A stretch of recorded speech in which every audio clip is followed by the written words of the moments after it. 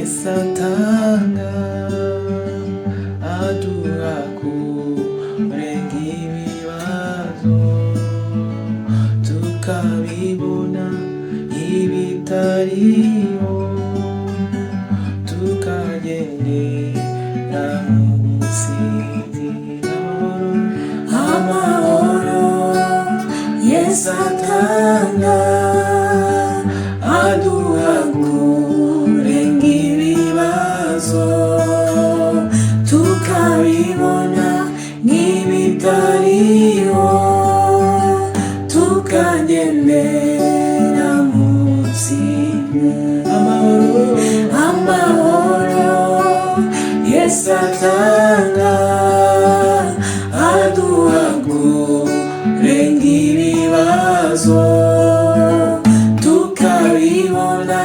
n'ibitariho tukagendera mu butsinzi.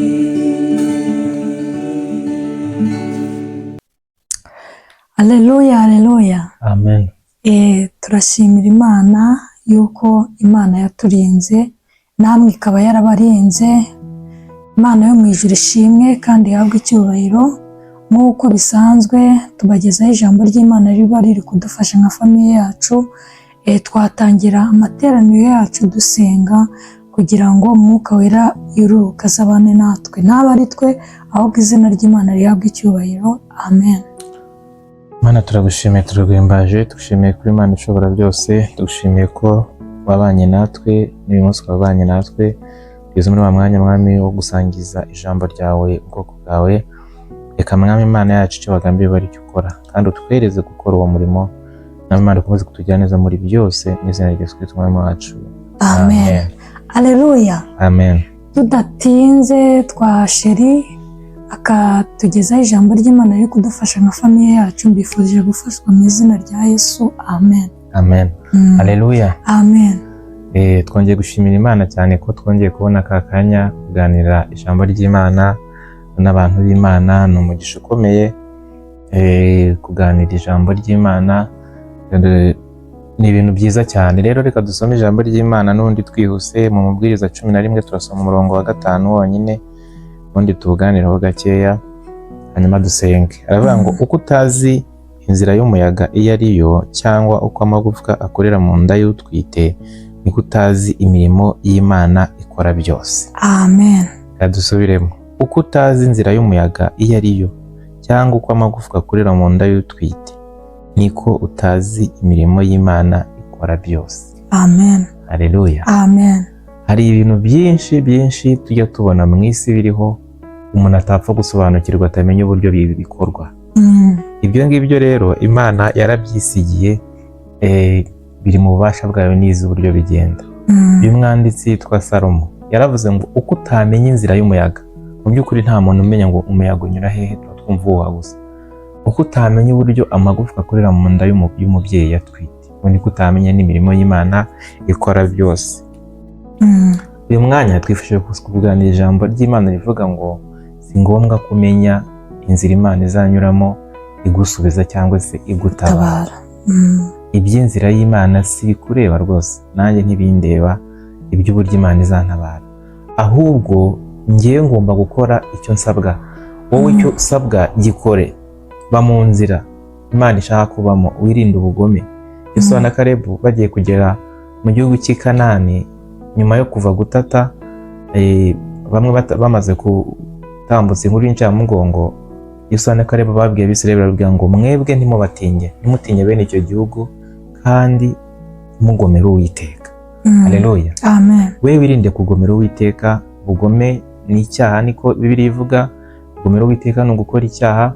Wirinde ibyaha, ube mu mwanya Imana igushakamo, usenge, ukore inshingano zawe. Niba ari akazi ugakore, niba nta kufite nyine ukomeze udepoze ugashake, niba ukora ibyo biri mu bushobozi bwawe ukurije ijambo ry'Imana icyo rivuga.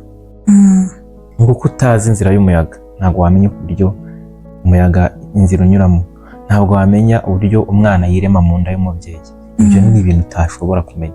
Ubu se wari uzi ku isi ubundi abahanga bavuga yuko ngo iri mu kirere nyine iri mu muyaga mu kirere gutyo gusa nta kintu cyifashe. ibyo nabyo ni ububasha bw'Imana. Imana yakoze ibyo ngibyo rero. Imana yaremye ikirere, njye ndeba mu kirere ku manywa cyangwa nijoro, nkareba hejuru iriya avuga ni Imana urakomeye kandi urahambaye koko. Uhita ubona ububasha bw'Imana. Rero uko utazi ibyo bintu byose iyo tubona umuntu atabasha gusobanukirwa, niko utamenya n'inzira Imana inyura.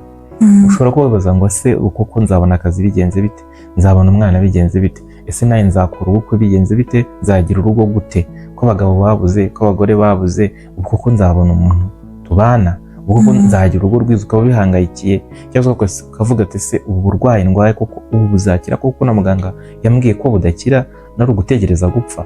Reka nkubwize ukuri, Imana igira inzira nyinshi. Imana ibasha gufata ibyo ifata ikabihuriza mu nda y'umubyeyi, yarangiza umubyeyi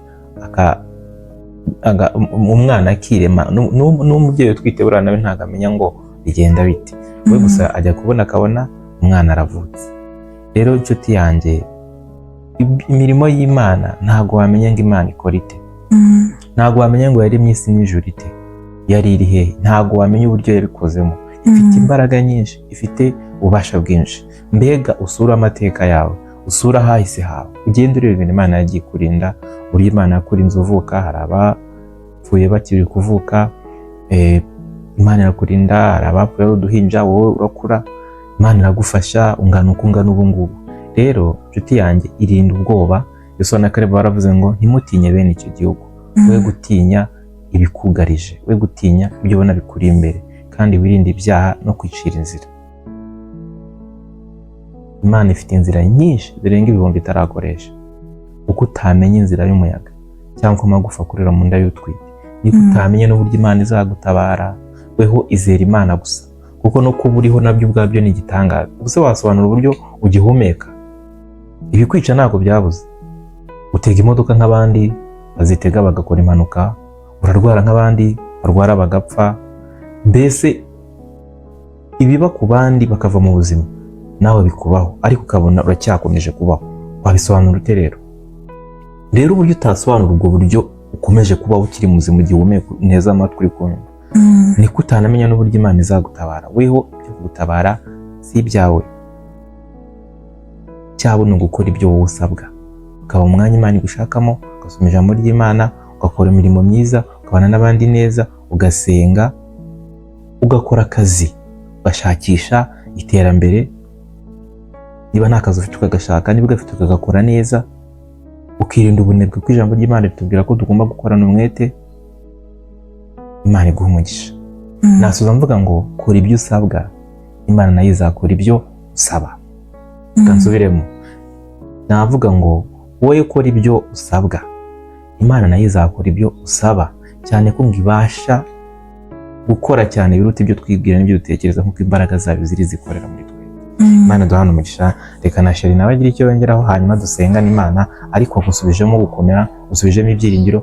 Imana igufashe, kandi uburyo bwose wabona ibintu bikugoye bikugaye wibaza ngo bizagenda bite, Imana ifite ubutware n'ubushobozi, izabigenza neza. Amen.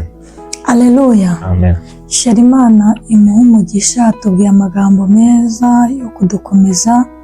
Ni byinshi biba bikugarije, ariko akivuga ijambo ry'Imana, hari akaririmbo kamfashe gatonya tukaririmba, ni mu izina rya Yesu, kugira ngo tugomeze dufashwe. Imana irakurinda iminsi yose mu nzira ucamo, iraguhaza amahoro, Imana irakurinda. Aleluya. Amen. Uyu muririmbyi aramfashije cyane, kuko yagiye aririmba amagambo meza. Imana iraturinda mu nzira zose, mu bigeragezo byose tunyuramo, aho duca hose Imana iraturinda, kandi ngo Imana imenya ubukene bwawe. Akasoza avuga ngo komeza ubane n'Imana gusa. Ese umeranye gute n'Imana? Buri muntu wese yitekerezeho, atekereza uburyo abanye n'Imana. Mbese niba waba waratandukiriye bigatuma Imana utandukana nayo nyine, kominikasiyo yawe n'Imana ikaba itakiriho, buri muntu wese yitekerezeho. Rero inzira z'Imana ni ibihumbi, wa mugani wa sheri, ntabwo tugomba gutekereza wenda aho ibintu bizaca, ibyo ntabwo bitureba, ahubwo dukora ibyo Imana ishaka kugira ngo imigambi yayo isohore ku buzima bwacu n'amasezerano yacu asohore mu izina rya Yesu. Ni byinshi navuga, ariko reka nsohoreze aho umwuka akomeza abasobanurire. Tugiye gusoza dusaba Imana kugira ngo iduhe imbaraga zo kugomeza kubana nayo no kugomeza kwegerana nayo, kugira ubusabane nayo mu izina rya Yesu. Imana ibane natwe mu izina rya Yesu, amen. Turagushimiye Imana yacu, dushimiye kuri Imana nziza, twishimiye ijambo ryawe. Reka Mwami Imana ishobora byose, uyu mwene data cyangwa se mushiki wacu dukurikiye, umusubizemo kwizera ibyo yibaza mu hazaza, akabona nta gisubizo, akabona nta nzira. Isirayeli ku nyanja byari byabayoboye, inkoni niyo yagabanyije inyanja kabiri, ntabwo babitekereza ko ibyo bintu byakunda. Mwami, babuze amazi mu butayu, urutare rwavuyemo amazi baranywa, ndetse n'ibindi wagiye ukora kugaragaza. Rero natwe mu buzima bwacu hari ibyo yagiye ukora, ndetse nawe udukurikiye nawe hari ibyo azi neza, abitekerejeho neza, wakoze Mana. Kandi yarabonaga nta nzira ndetse bikomeye birenze n'ibyo abona biri imbere ye. Dukomereza amaboko, duhe kukwizera, dukore ibyo dusabwa. Turabizi ko Mwami nawe witaye ku byo dusaba kandi witaye ku byo dukeneye. Uko umenya uburabyo uko bubaho bukambara, inyoni zikabaho. Umwami Imana yacu ntabwo wakwirengagiza umuntu waremye mu ishusho yawe. Bana natwe muri byose, ukomeza kudufasha, nk'uko birakomeza kuzura muri twebwe, ukomeze gukomeza guha abantu agakiza, bamurikire mu izina rya Yesu Kristo Umwami wacu, amen.